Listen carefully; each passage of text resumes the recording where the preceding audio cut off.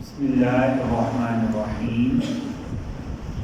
اسلامی تاریخ میں سے ام المؤمنین سیدہ زینب بنت خزیمہ رضی اللہ تعالی عنہ، ام المؤمنین زینب بنت خزیمہ کا تعلق قبیلہ ہلال سے ہے۔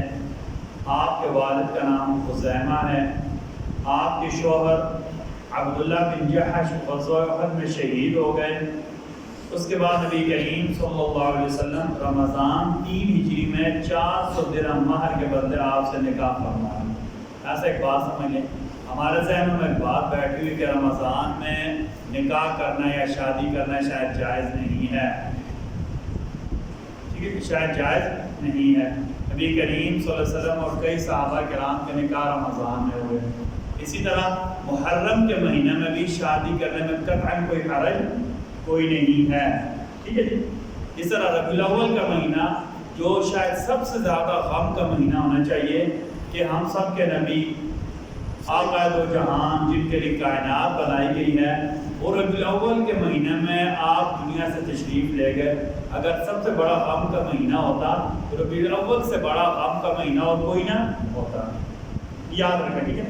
یہ ہمارے یہاں کچھ غلط باتیں مشہور ہیں کہ رمضان میں نکاح نہیں کیا جاتا، محرم میں نکاح نہیں کیا جاتا، فلاں مہینے میں یا سفر کے مہینے میں نکاح نہیں کی جاتی، یہ سب غیر شرعی باتیں ہیں۔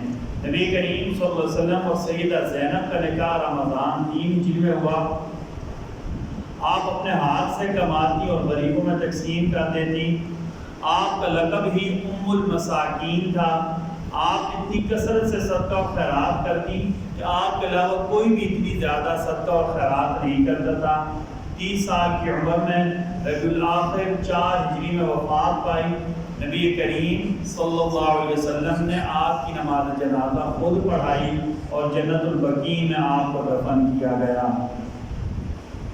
نبی کریم صلی اللہ علیہ وسلم کا معجزہ اور آپ کی برکات۔ حیان بن رضی اللہ فرماتے ہیں کہ میں ایک رات صبح تک نبی کریم صلی اللہ علیہ وسلم کے ساتھ رہا۔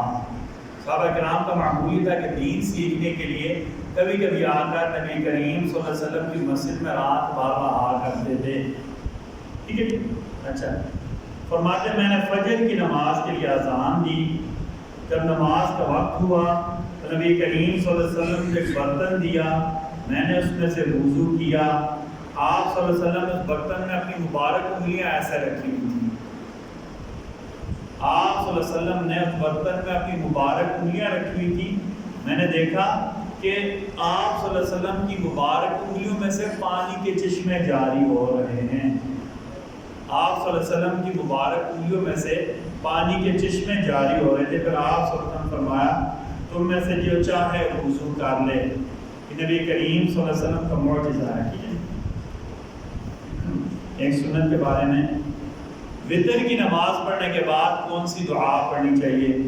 تو بھائی ابن کعب فرماتے ہیں کہ نبی کریم صلی اللہ علیہ وسلم جب نماز وتر سے فارغ ہوتے، یعنی وتروں کی نماز پڑھ کر جب سلام پھیرتے تو یہ دعا پڑھتے، سبحان الملک القدوس، سبحان الملک القدوس، سبحان الملک القدوس، میں ہر عیب سے پاک بادشاہ کی پاکیزگی بیان کرتا ہوں۔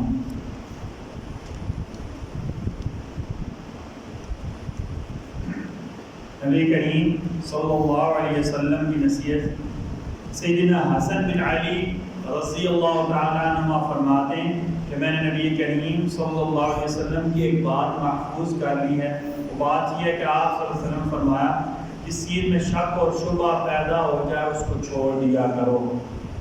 جس چیز میں شک اور شبہ پیدا ہو جائے اس کو چھوڑ دیا کرو، اور اس چیز کو اختیار کیا کرو جو بالکل صاف ستھری ہو، اس میں کوئی شک اور شبہ نہ ہو، اس لیے کہ سچائی میں اللہ نے دل کا سکون رکھا ہے اور جھوٹ میں شبہ ہی شبہ ہوتا ہے۔ اللہ تعالیٰ ہم سب کو کہنے سننے سے زیادہ عمل کی توفیق عطا فرمائے۔